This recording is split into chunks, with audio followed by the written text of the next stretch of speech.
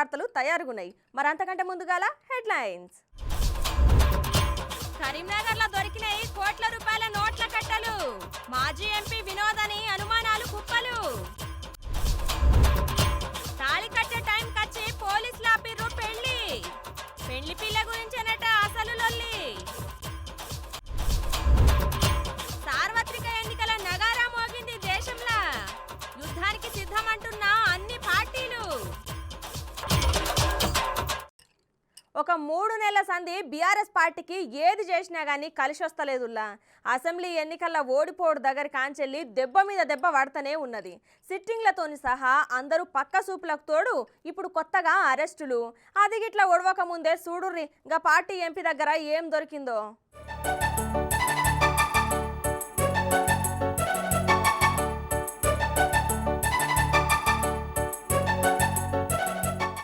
అయ్యో పాపం, బీఆర్ఎస్ పార్టీని చూస్తే మస్తు జాలైతాందబ్బా.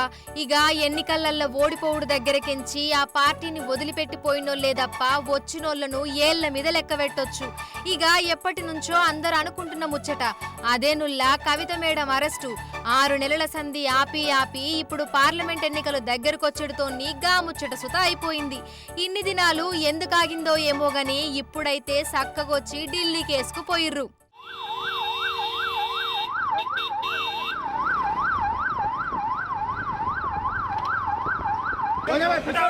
चलो यार हो गया आप चलो यार हो गया आप ఇక గీ ముచ్చట గిట్లుంటే కరీంనగర్ జిల్లా కేంద్రంలోన్న ప్రతిమా గ్రూప్ ఆఫ్ కంపెనీలకు చెందిన హోటల్ కేంద్రంగా భారీగా డబ్బులు తరలిస్తున్నారని ముందస్తు సమాచారంతోని పోలీసోళ్లు అర్ధరాత్రి చెకింగ్ చేసిల్లు. ఇక అక్కడ ఎట్లాంటి పత్రాలు లేని 6,65,00,000 నగదును పట్టుకున్నారు పోలీసోళ్లు. అయితే గీ డబ్బు ఎవరిది అనే దాని మీద విచారణ చేస్తారట. అయితే ఇప్పుడు రాబోయే పార్లమెంట్ ఎన్నికలల్లా పంచనీకే తెచ్చిన పైసలు అని అనుమానాలు వస్తున్నాయట. అయితే గీ కరీంనగర్లున్న ప్రతిమా హోటలు బీఆర్ఎస్ సీనియర్ నాయకుడు మాజీ ఎంపీ బోయినపల్లి వినోద్ కుమార్ సారు చుట్టాల హోటల్ అట. అయితే దీనికి వినోద్ సారుకు ఖచ్చితంగా సంబంధాలున్నాయనే గుసగుసలైతే గట్టిగానే వినబడుతున్నాయి. కొన్నేండ్ల సంధి బీఆర్ఎస్ పార్టీ కార్యకలాపాలన్నీ ఈ హోటల్ కేంద్రంగానే జరుగుతున్నాయట. ఇక్కడ మల్టీప్లెక్స్ లో యాక్చువల్ అన్అకౌంటెడ్ అమౌంట్ ఇక్కడ ఉన్నదనే సమాచారం మేరకు మేము వచ్చి చెక్ చేయడం జరిగింది. దాంట్లో ఆల్మోస్ట్ 6,65,00,000 రూపాయలు మేము అన్అకౌంటెడ్ మనీ సీజ్ చేయడం జరిగింది. అది మేము ఇమీడియట్గా ఈరోజు కోర్టులో డిపాజిట్ చేస్తాం. వాళ్ళు ఎలా వచ్చింది ఏందనేది అకౌంట్ చేసి వాళ్ళు కోర్టు ద్వారా దాన్ని రిలీజ్ చేసే అవకాశం ఉంటుంది. దాన్ని ఏ రకంగా వచ్చింది ఏందనేది విచారణ జరుగుతుంది.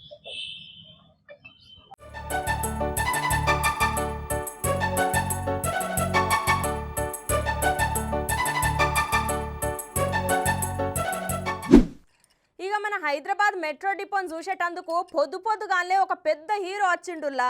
హగో చదువుకునే పోరగాన్లో లేకపోతే ఎవరైనా టెక్నికల్ డిపార్ట్మెంట్ వాళ్ళు కదా రావాలి. మరి ఇక హీరోకు ఏం పనబ్బా అని అనుకుంటున్నారు కదా. మరి ఎందుకు వచ్చిండో చూడర్రి. రైట్ వచ్చింది ఎవలో గాదుల్లో మన యూనివర్సల్ స్టారు తలైవా అని ముద్దుగా పిలుచుకునే తమిళ సూపర్ స్టార్ రజనీకాంత్ సారు. ఇగో గిట్ల గ్రాండ్ ఎంట్రీ ఇచ్చి నాగోళ్ళున్న మెట్రో రైల్ డిపోలా సందడి చేసిండు.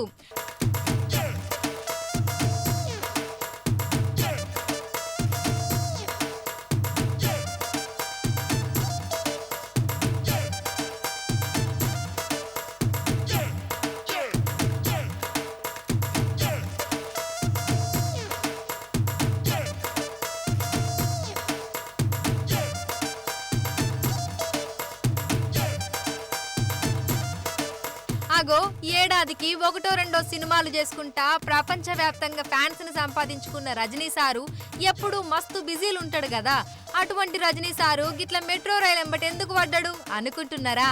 అయితే సారు హైదరాబాద్ లా ఏదో షూటింగ్ పని మీద వచ్చిండట. ఇక గా ముచ్చట తెలుసుకున్న మెట్రో రైలు అధికారులు ఒకసారి వచ్చి మా డిపోను చూడాలని అడిగిల్లట. ఇక వాళ్ళు అడుగుడుతోని గిట్ల వీలు చూసుకొని వచ్చిండట సారు. సూపర్ స్టార్ రజనీకాంత్ ఉప్పల్ డిపోలున్న LNT metro rail limited operations control centre ను మొత్తం ఒక రౌండ్ కలియ తిరిగి చూసిండు. హైదరాబాద్ మెట్రో రైళ్ల కార్యకలాపాలు, సాంకేతిక అంశాల గురించి ఎల్ఐంటి అట్లనే ఓసీసీ అధికారులను అడిగి తెలుసుకున్నాడట. తర్వాత హైదరాబాద్లా ఎల్ఐంటి అత్యాధునిక సదుపాయాలతోటి ఏర్పాటు చేసిన మెట్రో రైల్ ప్రాజెక్టు సేవలను తలైవ మస్తు తారీఫ్ చేసిండట. అటెంక అక్కడ పనిచేస్తున్న ఓసీసీ అధికారులు సిబ్బంది ఫోటోల కోసం ఎగబడితే సారు అందరితోని ఫోటోలు దిగిండు శాన ఓపికగా. ఇక గంటల కమాను లైన్లు నిలబడి పైసలు పెట్టి టికెట్లు కొని సినిమాకు పోయి ఎంతో ఇష్టంగా చూసే హీరో ఇట్లా చెప్పా పెట్టకుండా కండ్ల ముంగటికొచ్చుడు, ఇక వచ్చి డిపోను చూసి మెచ్చుకునుడు, అట్లనే ఫోటోలకు పోజులిచ్చుడు చూసి అక్కడ ఉన్నోళ్ళ సంతోషానికి సిగ్నల్ లేకుండా పోయినాయట.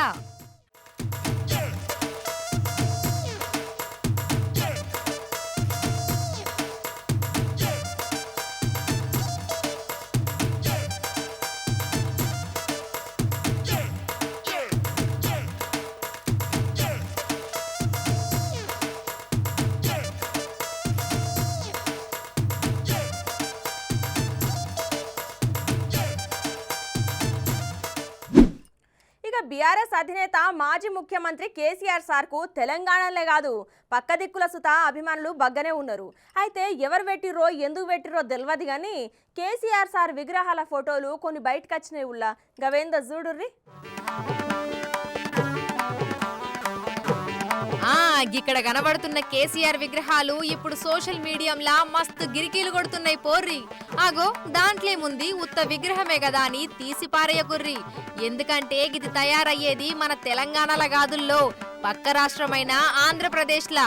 అక్కడున్న అంబేద్కర్ కోనసీమ జిల్లా కొత్తపేటలా ఈ కేసీఆర్ విగ్రహాలను తయారు చేస్తున్నారనే వార్తలు ఇప్పుడు సోషల్ మీడియాలా మస్తు వైరల్ గా మారినాయి. అయితే ఈ విగ్రహాలు ఇప్పుడెందుకు తయారు చేపిస్తుర్రు, ఇంతకు ఎవరు తయారు చేపిస్తుర్రు అనేది డౌట్ అనుమానం. తెలంగాణకు 2 సార్లు ముఖ్యమంత్రి అయినప్పుడు సుతా సారు విగ్రహాలు పెట్టుకోలేదు. అటువంటిది ముచ్చటగా 3వ సారి పోటీ చేసి ఓడిపోయినాక ఇప్పుడెందుకు తయారు చేపిస్తుర్రు? ఇక దీని గురించి కామెంట్లల్లో మస్తు చర్చలు సుత జరుగుతున్నాయి. అయినా బ్రతికుండంగా విగ్రహాలెందుకు అని కొందరు అంటుంటే ఏమన్నా ప్లాన్ చేసిర్రా అని ఇంకొందరు అంటున్నారు. ఇక అసలు ముచ్చటేంది అనేది వాటిని ఆర్డర్ ఇచ్చినోళ్లే చెప్పాలి. చూడాల మరి ఎవరన్నా వీటికి క్లారిటీ ఇస్తారా అనేది. కేంద్ర ఎన్నికల సంఘం ఎన్నికల షెడ్యూల్కు సంబంధించి వివరాలు చెప్పిందుల్లా. లోక్సభ ఎన్నికలతోని పాటు 5 రాష్ట్రాల అసెంబ్లీ ఎన్నికల సుతా షెడ్యూల్ ప్రకటించిందుల్లా. చూడు రూపారి.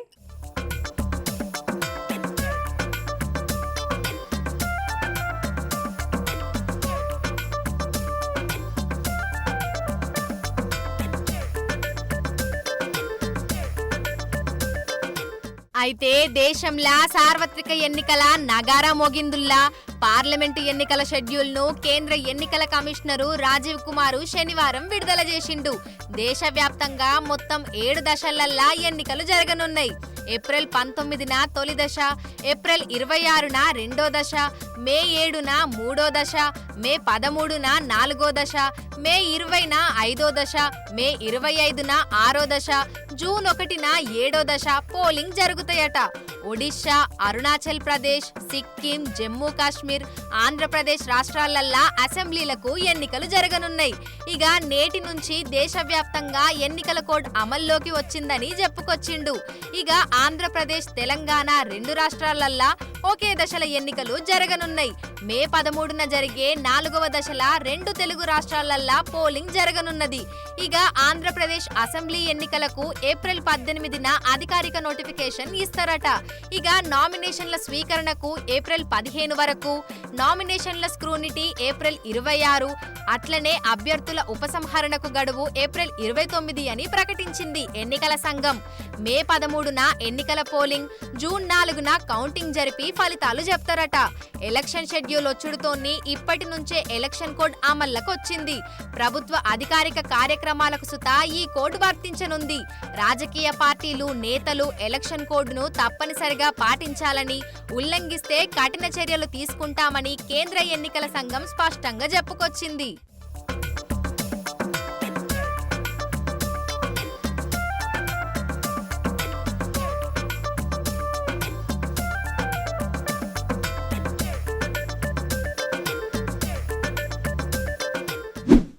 ఎన్నికల టైంలా ఎవరు ఎప్పుడు ఎక్కడ ఉంటారో ఎవ్వరికి తెలియదబ్బా. ఇవాళ పొట్టు తిట్టుకున్న వాళ్ళే రేపు కలిసి పని చేస్తారు. గట్లనే కొన్ని పార్టీల మధ్య పొత్తులు సుత పొడవక ముందే అస్తమిస్తాయి. ఇప్పుడు ఈ ముచ్చట ఎందుకు చెప్తున్నా అంటే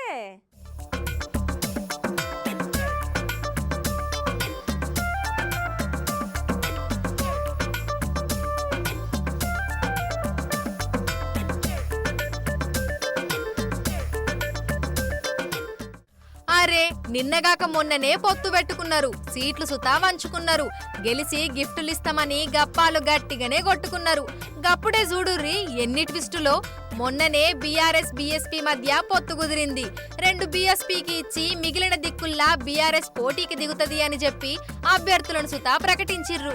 అంతల్నే ఏమైందో ఏమో గాని తెలంగాణ బీఎస్పీ పెద్ద ముత్తైదువు ఆర్ఎస్ ప్రవీణ్ సారు ఉన్నట్టుండి గా బీఎస్పీ పార్టీకి రాజీనామా చేసిండు. గా ఉత్తరాన్ని బీఎస్పీ అధినేత్రి మాయావతికి పంపి తర్వాత సోషల్ మీడియాలా ఒక పోస్ట్ పెట్టుకొచ్చిండు. గిట్లా పొత్తు ఒప్పందంలో భాగంగా ఎన్ని ఒడిదుడుకులొచ్చినా ముందుకు సాగాల్సిందే, కష్ట సుఖాలు పంచుకోవాల్సిందే. ఇదే నేను నమ్మిన నిజమైన ధర్మం. బీఎస్పీ బీఆర్ఎస్ పొత్తు వార్త బయటకొచ్చిన వెంటనే బీజేపీ ఈ చరిత్రాత్మక పొత్తును భగ్నం చేయాలని విశ్వ ప్రయత్నాలు కవిత అరెస్టుతో సహా చేస్తున్నది. బీజేపీ కుట్రలకు భయపడి నేను నమ్ముకున్న విలువలకు తిలోదకాలు ఇవ్వలేను, నా ఈ ప్రస్థానాన్ని ఆపలేను. మళ్లీ చెబుతున్నా చివరి వరకు బహుజనవాదాన్ని నా గుండెలో పదిలంగా దాచుకుంటా. బీఎస్పీకి రాజీనామా చేస్తున్నాను. ఈ నిర్ణయం బాధ అనిపించినా తప్పడం లేదు అని రాసుకొచ్చిండు. అయితే ఎప్పుడైతే బీఎస్పీ పార్టీ తెలంగాణ చీఫ్ పదవికి ఆర్ఎస్ ప్రవీణ్ కుమార్ రాజీనామా చేసినట్టు చెప్పిండో ఎంబటేగా పార్టీ సెంట్రల్ కోఆర్డినేటరు మంద ప్రభాకరు గిట్ల ట్విట్టర్లో పోస్ట్ పెట్టిండు. బీఎస్పీ జాతీయ అధ్యక్షురాలు మాయావతి ఆదేశాల మేరకు లోక్సభ ఎన్నికల్లా తెలంగాణలో బీఎస్పీ బీఆర్ఎస్ మధ్య ఎలాంటి ఎన్నికల పొత్తు ఉండదని, అలాగే మరే ఇతర పార్టీతోనూ పొత్తు లేదన్నారు. తెలంగాణలోన్న 17 ఎంపీ స్థానాల్లో బీఎస్పీ ఒంటరిగానే బరిలోకి దిగబోతున్నది అని రాసుకొచ్చిండు.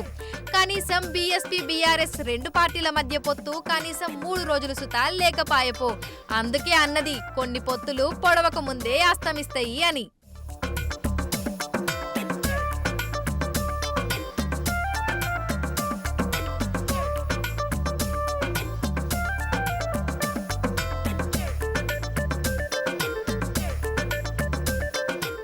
ఇవి మన ఖతర్నాక్ వార్తలు. రేపు మళ్ళీ తిరిగి ఇదేలా కలుసుకుందాం. అంతవరకు నమస్తే.